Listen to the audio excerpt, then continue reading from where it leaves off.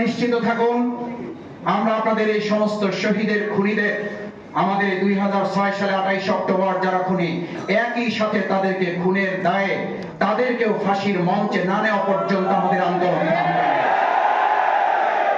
আমরা শুধু এখানেই থেমে থাকতে চাই না, কারণ তারা আমাদের বিডিআর হত্যাকাণ্ডের নামে দেশের 57 জন মেধাবী সেনা অফিসারকে হত্যা করেছে, জন্য তাদের বিচারের কাঠগড়ায় দাঁড়াতে হবে। শেয়ার বাজারকে এমন ভাবে তারা লুট করেছে, এমন ভাবে ডাকাতি করেছে, আমাদের ভাইরা বোনেরা তখন আত্মহত্যা করতে বাধ্য হয়েছে। শেয়ার কেলেঙ্কারির দায় আপনাদেরকে বিচারের কাঠগড়ায় দাঁড়াতে হবে, আপনাদেরকে দাঁড়াতে হবে। আপনারা আমাদের বাংলাদেশের সমস্ত ব্যাংকগুলোকে নিজেদের ব্যক্তিগত ব্যাংকে পরিণত করেছেন। এই টাকা আপনাদের কাছে উদ্ধার না করা পর্যন্ত বাংলাদেশ জামাত ইসলামী, ইসলামী ছাত্র শিবির দেশের মানুষ নিয়ে আন্দোলন চালিয়ে যাবে। আমরা আপনাদের সর্ব